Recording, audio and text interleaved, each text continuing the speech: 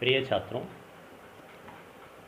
आज के लेक्चर में हम एक समान बाह्य वैद्युत क्षेत्र में वैद्युत द्विध्रुव के व्यवहार का अध्ययन करेंगे। अर्थात हम ये देखेंगे कि यदि किसी यूनिफॉर्म इलेक्ट्रिक फील्ड, एक समान वैद्युत क्षेत्र में किसी वैद्युत द्विध्रुव को हम रखें तो उसका व्यवहार, बिहेवियर उस वैद्युत क्षेत्र में किस प्रकार से होगा। चलिए आइए देखते हैं। इसमें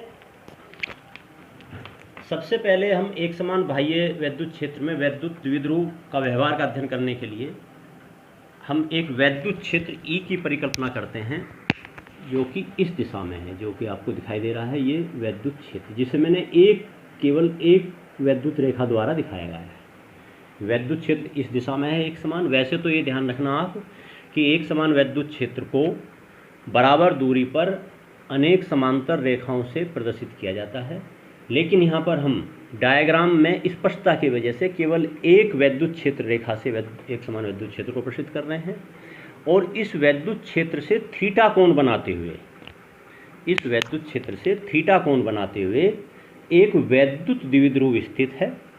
वैद्युत द्विध्रुव के दोनों आवेशों के बीच की दूरी, ये आपको जैसे कि ए बी बराबर हम L लेंगे और आवश्यकता पड़ेगी तो इसे 2L, जहाँ पर कि स्मॉल l वैद्युत द्विध्रुव के मध्य बिंदु से किसी भी एक आवेश की दूरी है।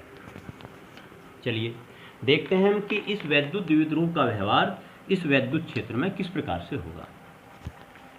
ये धनात्मक आवेश है। धनात्मक आवेश पर वैद्युत क्षेत्र में हम जानते हैं कि वैद्युत क्षेत्र की दिशा में बल लगता है, इसलिए धनात्मक आवेश पर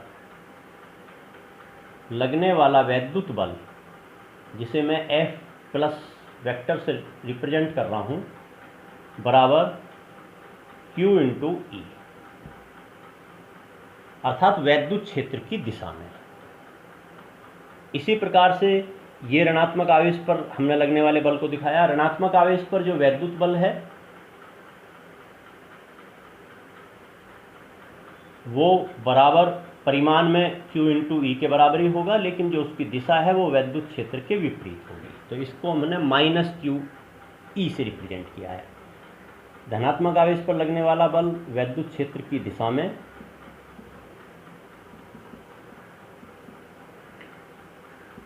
E की दिशा में, और ऋणात्मक आवेश पर लगने वाला बल माइनस E की दिशा में कह दो या E की दिशा के विपरीत कह दो,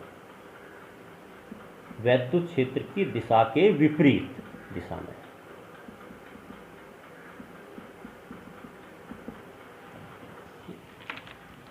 आप स्पष्ट रूप से देख रहे हैं कि ये दोनों आवेशों पर लगने वाले बल परिमाण में समान हैं और दिशा में विपरीत हैं। अर्थात ये दोनों बल मिलकर एक वैद्युत बल युग्म आघूर्ण का निर्माण करते हैं। एक बल युग्म आघूर्ण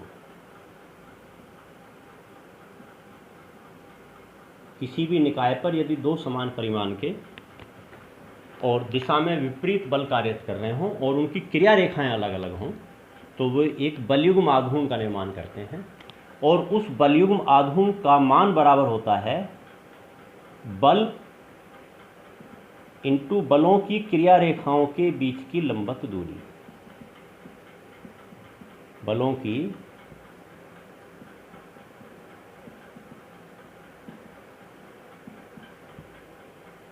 क्रिया रेखाओं के बीच लंबवत दूरी, परपेंडिकुलर डिस्टेंस, जिसे मैंने परपेंडिकुलर के चिन्ह से दिखा दिया है। यहाँ तो इसलिए बल युग्म आघूर्ण अर्थात टो बराबर बल का परिमाण Q इंटू E, बल इंटू बलों की क्रिया रेखाओं के बीच की लंबवत दूरी। देखिए, जिस रेखा में बल कार्य करता है उसे हम उस बल की क्रिया रेखा कहते हैं। जैसे कि ऋणात्मक आवेश पर लगने वाला बल इस क्रिया रेखा पर काम कर रहा है, इसलिए इसकी क्रिया रेखा ये हो गई। और जो धनात्मक आवेश पर लगने वाला बल है वो इस रेखा की सीध में कार्य कर रहा है, इसलिए धनात्मक आवेश पर लगने वाले बल की क्रिया रेखा ये होगी। दोनों की क्रिया रेखाएं परस्पर एक दूसरे के समानांतर हैं। हमें इन दोनों के बीच की लंबवत दूरी चाहिए, इसलिए एक बल की क्रिया रेखा से दूसरे बल की क्रिया रेखा पर हम लंब डालते हैं, जो कि आपको यहाँ पर दिखाई दे रहा है BN। ये दोनों बलों की क्रिया रेखाओं के बीच की लंबवत दूरी है, अर्थात इसको मल्टीप्लाई हमने कर दिया BN से। आप ध्यान से देखिए, त्रिभुज ABN में ये BN इस त्रिभुज का लंब है, इसलिए दोनों बलों के बीच की जो लंबवत दूरी है वो बराबर AB साइन थीटा। ये समकोण त्रिभुज आपको दिखाई दे रहा है। इस समकोण त्रिभुज का लंब बराबर कर्ण इंटू साइन थीटा। कर्ण इसका AB, अर्थात दोनों आवेशों के बीच की दूरी बराबर Q into E into 2L sine theta. यहाँ पर 2L दोनों आवेशों के बीच की लंबवत दूरी है, बराबर, अब इसको हम रीअरेंज करते हैं, Q इंटू 2L को एक साथ लिख दिया और E साइन थीटा बराबर, आप समझ गए होंगे, Q इंटू 2L के स्थान पर हम क्या लिखने जा रहे हैं, वैद्युत द्विध्रुव आघूर्ण, अर्थात PE साइन थीटा। इस प्रकार से किसी एक समान बाह्य वैद्युत क्षेत्र में रखे वैद्युत द्विध्रुव पर लगने वाले बलयुग्म आघूर्ण का हमारे पास मान आ गया टो बराबर PE साइन थीटा। यदि हम इसको सदिश रूप में लिखना चाहें तो सदिश रूप में बराबर हम इसको इस प्रकार से लिख सकते हैं, vector P cross vector P, क्योंकि थीटा जो है यहाँ पर वैद्युत द्विध्रुव आघूर्ण और वैद्युत क्षेत्र के बीच का कोण है। इसलिए यदि आपको इसको अदिश रूप में लिखना है तो टो बराबर PE साइन थीटा, और यदि सदिश रूप में लिखना है तो टो बराबर vector P into vector E, P cross E। यदि आपको बलयुग्म आघूर्ण की दिशा निकालनी है तो आप पूर्व की कक्षाओं में प्रयुक्त दक्षिणावर्ती पेच के नियम की सहायता से बलयुग्म आघूर्ण की दिशा आप निकाल सकते हैं। उसको मैं आपके लिए एक एक्टिविटी के लिए छोड़ रहा हूँ। अब यहाँ पर हमें जो बलयुग्म आघूर्ण आया है इसकी कुछ विशेष परिस्थितियों का अध्ययन करना है। विशेष परिस्थितियों का अध्ययन का तात्पर्य यह है कि जो वैद्युत द्विध्रुव हमने वैद्युत क्षेत्र में रखा है, इसकी अलग अलग कंडीशन में इसका व्यवहार किस प्रकार से होगा। इसको देखने के लिए आपको केवल ये ध्यान रखना है कि टो बराबर हमारे पास फॉर्मूला आया है PE साइन थीटा। यदि हम इसको वेक्टर रूप में लिखना चाहें तो टो बराबर vector P cross vector P। अब हम विशेष परिस्थितियों में, स्पेशल कंडीशन में, विशेष परिस्थिति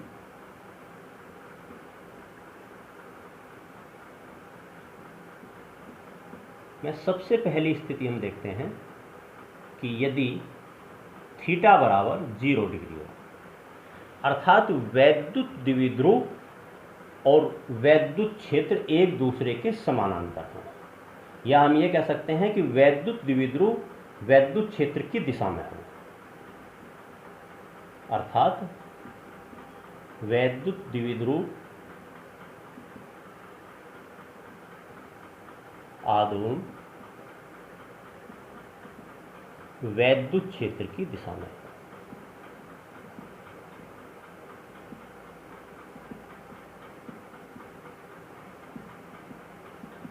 वैद्युत क्षेत्र की दिशा में, अर्थात ये वाली स्थिति है, जैसे कि ये वैद्युत क्षेत्र की दिशा हम दिखा रहे हैं, ये हो गई E वैद्युत क्षेत्र की दिशा, और इसी दिशा में हमारे पास वैद्युत द्विध्रुव आघूर्ण हो गया।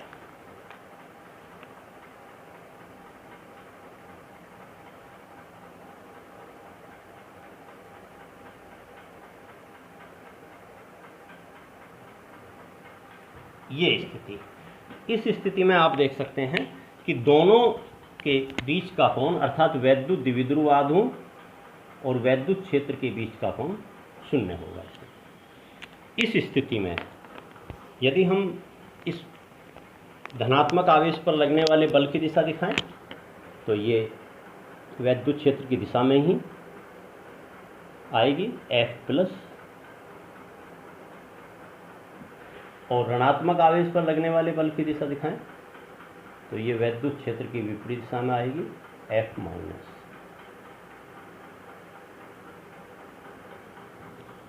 अर्थात कहने का तात्पर्य यह है कि इस स्थिति में दोनों बलों की क्रिया रेखाएं एक ही बिंदु से गुजरेंगी, अर्थात दोनों बलों की क्रिया रेखाओं के बीच की जो लंबवत दूरी है वो 0 हो जाएगी, और थीटा बराबर 0 होने से इस प्रकार से बलयुग्म आघूर्ण का मान 0 होगा। अर्थात अब इस स्थिति में इस वैद्युत द्विध्रुव पर कोई भी बलयुग्म आघूर्ण काम नहीं करेगा। यहाँ पर आपको एक चीज़ अच्छी तरह ध्यान रख लेना चाहिए कि हम इस अवस्था को संतुलन की अवस्था कहेंगे, वो भी पूर्ण संतुलन अवस्था। पूर्ण संतुलन अवस्था।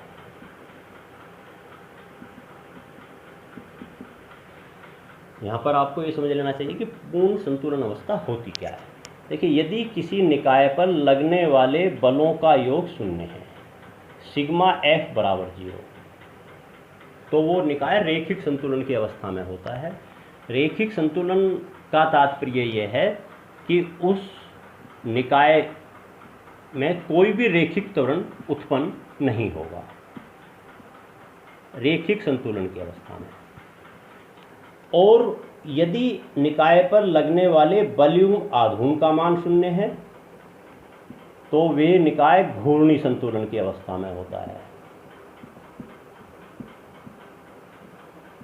घूर्णी संतुलन की अवस्था में होता है। अर्थात उस निकाय में अब कोई कोणीय त्वरण भी उत्पन्न नहीं होगा।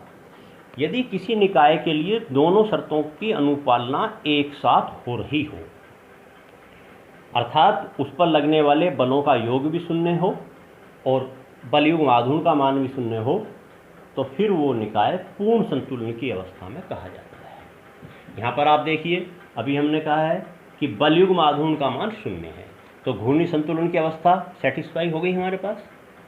और दोनों बलों का योग यदि आप देखें तो बल परिमाण में समान और दिशा में विपरीत, तो दोनों बलों का योग भी 0 है। वैसे ध्यान रखें कि यदि कोई वैद्युत द्विध्रुव किसी भी वैद्युत क्षेत्र में, चाहे किसी भी कोण पर रखा हो, एक समान वैद्युत क्षेत्र में, तो इस वाली स्थिति की तो अनुपालना प्रत्येक स्थिति में होगी ही होगी, अर्थात उस पर लगने वाले बलों का योग जो है 0 होगा। क्यों? क्योंकि धनात्मक आवेश पर बल वैद्युत क्षेत्र की दिशा में और ऋणात्मक आवेश पर बल वैद्युत क्षेत्र की विपरीत दिशा में, और दोनों बल परिमाण में समान। तो चाहे कोई सी भी स्थिति हो, इस स्थिति की अनुपालना वैद्युत द्विध्रुव के किसी एक समान वैद्युत क्षेत्र में रखे होने पर प्रत्येक स्थिति में होगी। तो इसलिए यहाँ पर इन दोनों शर्तों की अनुपालना एक साथ हो रही है, इसलिए पूर्ण संतुलन की अवस्था में। आप यहाँ पर एक चीज़ और ध्यान रखिए कि हम इस संतुलन में स्थायी संतुलन कहेंगे इसको, स्थायी संतुलन अवस्था।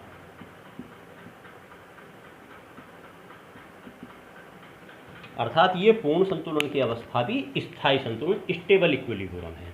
अब आप इसको समझ लीजिए कि हमने इसको स्थायी संतुलन अवस्था क्यों कहा है। स्थायी संतुलन अवस्था वे होती है कि जिसमें निकाय पर यदि कोई बल या बल युग्म न लगाया जाए, बाह्य बल, तो वो निकाय अपनी उसी स्थिति में बने रहने का प्रयास करता है। ये अवस्था तो कहलाती है संतुलन अवस्था।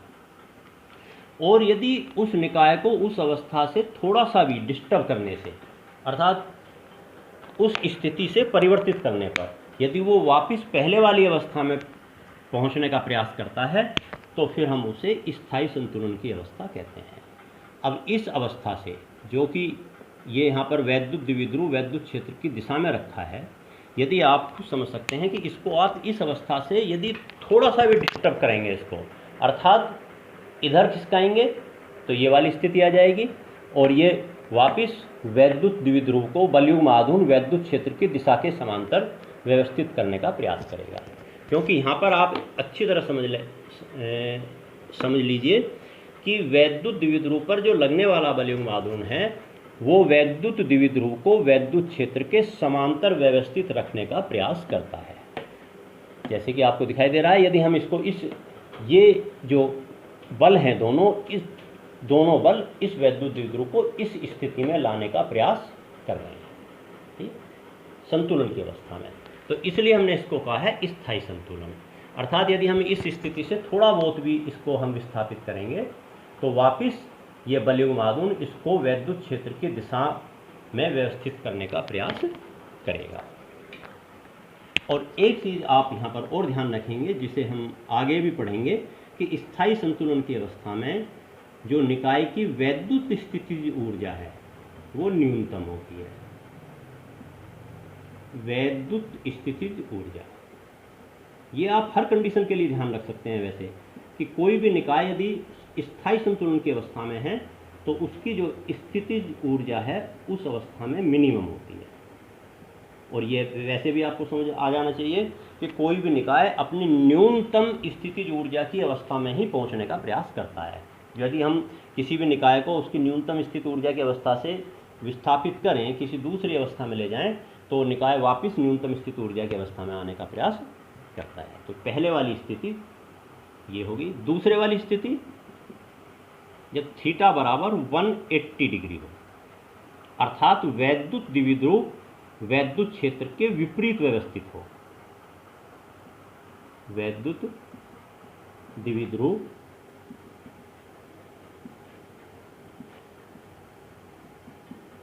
वैद्युत क्षेत्र के विपरीत व्यवस्थित हो। विपरीत व्यवस्थित हो अर्थात ये वाली स्थिति जो हम कह सकते हैं। यदि हम ध्यान से देखें, मैं इसको यहाँ पर इसको फिर दोबारा इसको ये एक्सप्लेन कर रहा हूँ। अर्थात ये वाली स्थिति, जैसे ये वैद्युत क्षेत्र अभी हमने जो इसी दिशा में लेकर चल रहे थे, वैद्युत क्षेत्र ई, और वैद्युत द्विध्रुव आघूर्ण इसके विपरीत व्यवस्थित है, अर्थात ये वाली स्थिति है। धनात्मक आवेश इधर है और ऋणात्मक आवेश, ठीक है। अर्थात अब वैद्युत द्विध्रुव आघूर्ण जो है वो इसके विपरीत है, वैद्युत क्षेत्र के विपरीत। देखिए ये वाली स्थिति, तो ये थीटा बराबर 180 की डिग्री, ठीक है। और आप देखते हैं कि यहाँ पर थीटा बराबर 180 डिग्री रखेंगे तो इस स्थिति में भी बलयुग्म आघूर्ण का मान 0 ही आएगा। और इस स्थिति में इस पर लगने वाले दोनों बलों का मान धनात्मक आवेश पर वैद्युत क्षेत्र की दिशा में ये होगा F प्लस, और ऋणात्मक आवेश पर लगने वाला बल इस दिशा में वैद्युत क्षेत्र की विपरीत दिशा में होगा। अब भी दोनों बलों की क्रिया रेखाएं एक ही हैं और इसलिए परिणामी बलयुग्म आघूर्ण का मान 0 हो जाएगा। दोनों बल परिमाण में समान और दिशा में विपरीत हैं। यहाँ पर भी आपको अच्छी तरह स्पष्ट दिखाई दे रहा होगा कि ये भी संतुलन की अवस्था कहलाएगी, क्योंकि यहाँ पर भी उस शर्त की अनुपालना जो अभी हमने थोड़ी देर पहले डिस्कस की थी कि सिग्मा F बराबर 0, इसकी अनुपालना तो एक समान वैद्युत क्षेत्र में रखे किसी भी वैद्युत द्विध्रुव पर प्रत्येक स्थिति में होगी वहाँ यहाँ पर भी हो रही है, इसलिए रेखिक संतुलन की अवस्था में भी है। और हम बलयुग्म आघूर्ण 0 कह रहे हैं तो इसलिए घूर्णी संतुलन की अवस्था में है, इसलिए ये अवस्था भी संतुलन अवस्था कहलाएगी। लेकिन ये ध्यान रखें कि ये अवस्था जो संतुलन अवस्था है ये अस्थायी संतुलन अवस्था है, अनस्टेबल अस्थायी संतुलन अवस्था है।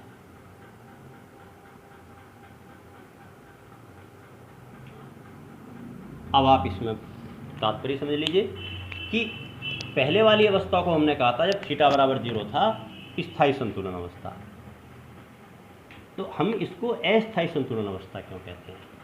देखिए, यदि हम इस स्थिति से जो कि यहाँ पर ये वैद्युत द्विध्रुव रखा है थोड़ा सा भी विस्थापित कर दें इसको, थोड़ा सा भी इसको इस प्रकार से विस्थापित कर दें, इस प्रकार से, तो आप देख सकते हैं कि इस पर जो लगने वाले बल हैं अब इस प्रकार से कार्यरत होंगे। धनात्मक आवेश पर बल ये, और ऋणात्मक आवेश पर लगने वाला बल ये F माइनस। अब आप समझ सकते हैं कि यदि हम इस स्थिति से निकाय को थोड़ा सा भी विस्थापित कर दें तो ये वाली स्थिति हो जाएगी, और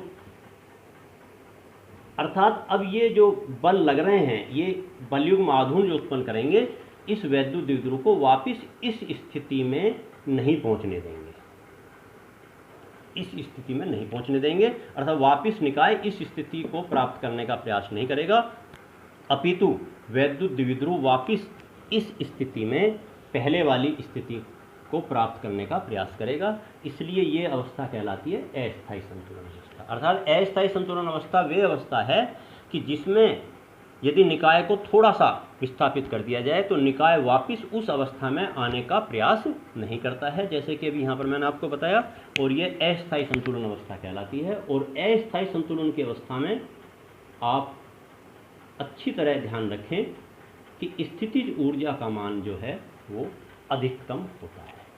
ये स्थित ऊर्जा का मान अधिकतम और न्यूनतम किसी भी वैद्युत क्षेत्र में रखे वैद्युत द्विध्रुव पर कितना होता है, ये हम आगे के टॉपिक्स में इसका अध्ययन करेंगे। तो इस प्रकार से अब इसको मैं समराइज करता हूँ दोबारा कि यदि किसी एक समान वैद्युत क्षेत्र में वैद्युत द्विध्रुव को हम रखते हैं तो उस पर एक बलयुग्म आघूर्ण काम करता है τ बराबर P sin थीटा, जो उस वैद्युत द्विध्रुव को वैद्युत क्षेत्र की दिशा में व्यवस्थित करने का प्रयास करता है।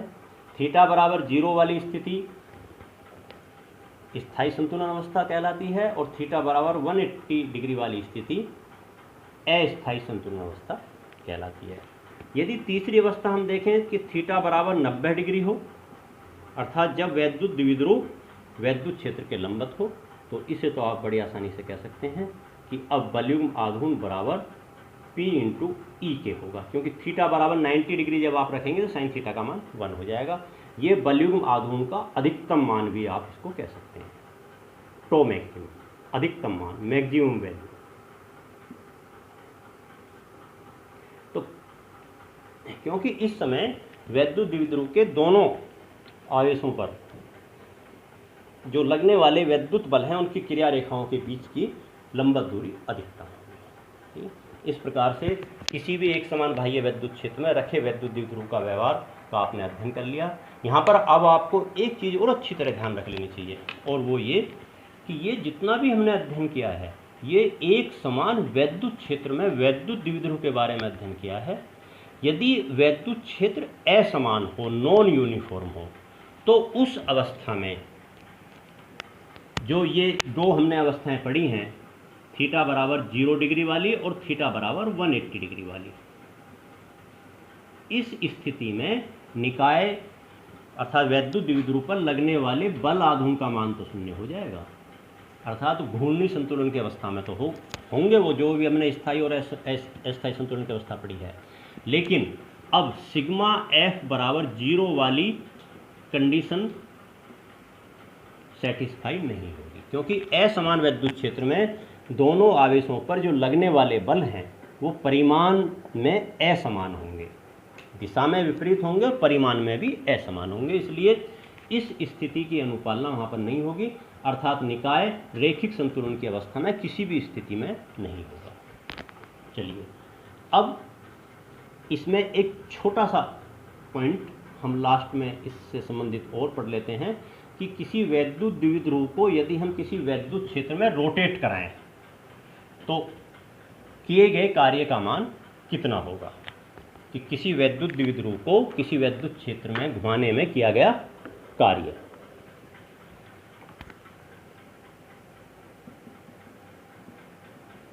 वैद्युत द्विध्रुव को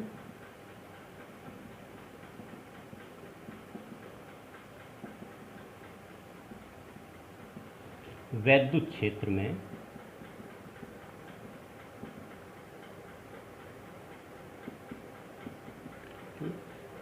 घुमाने में किया गया कार्य।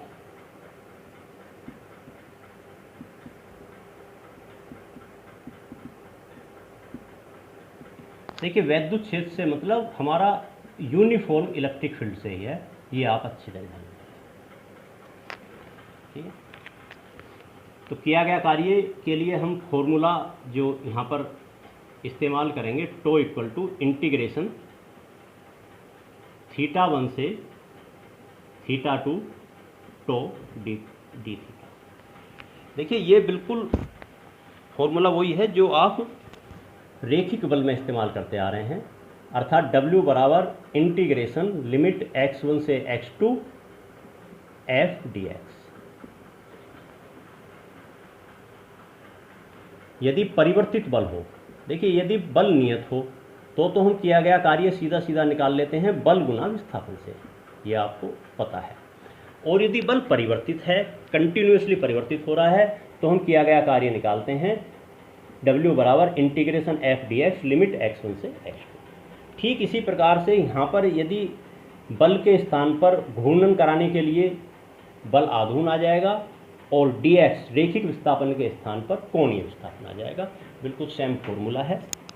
और यदि नियत बल होता तो हम घूर्णन कराने में किया गया कार्य सीधा टो थीटा से निकाल लेते, लेकिन चूंकि अभी आप देख चुके हैं ये परिवर्तित बल है, क्योंकि आपने पढ़ा है tau equal to PE sine theta, अर्थात अलग अलग थीटा पर वैद्युत बल युग्म का मान अलग अलग होगा। इसलिए हम किया गया कार्य integration to d theta limit θ1 से θ2 निकालेंगे यदि किसी वैद्युत द्विध्रुव को θ1 कोणीय स्थिति से θ2 स्थिति तक ले जाया जाए।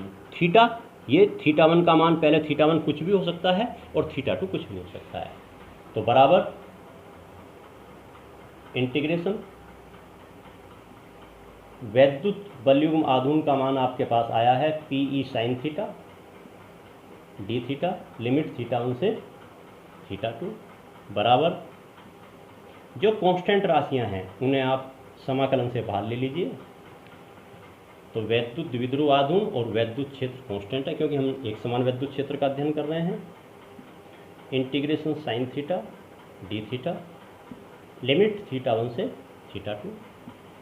साइन थीटा का इंटीग्रेशन आप जानते हैं माइनस कोस थीटा, तो पीई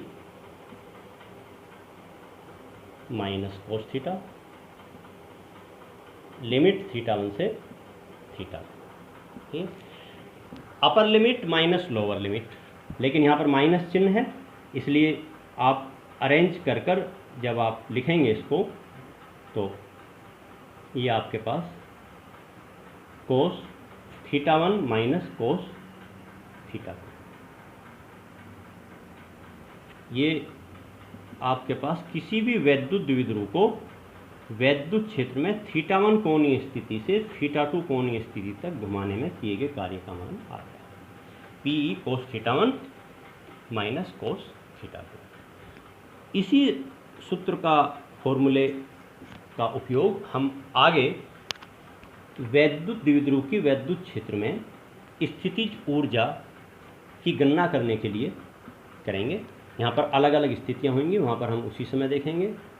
और छात्रों, फिर मैं आपको फिर दोबारा आपको कह रहा हूँ कि आप जो ये वीडियो क्लिप हैं इन्हें बार बार देखिए, पूरी वीडियो क्लिप देखिए, तभी आपके कोई भी टॉपिक है वो मस्तिष्क में क्लियर हो पाएगा। आप शॉर्ट वीडियो देखेंगे तो बीच में टॉपिक रह जाएगा और उसे आप अच्छी तरह नहीं समझ पाएंगे। बार बार देखने से आपके जो भी उसमें फैक्टर हैं, तथ्य हैं, वो अच्छी तरह आप उन्हें समझ सकने में आसानी होगी आपको। और इसके पश्चात हम नेक्स्ट लेक्चर में इससे आगे का देखेंगे। धन्यवाद।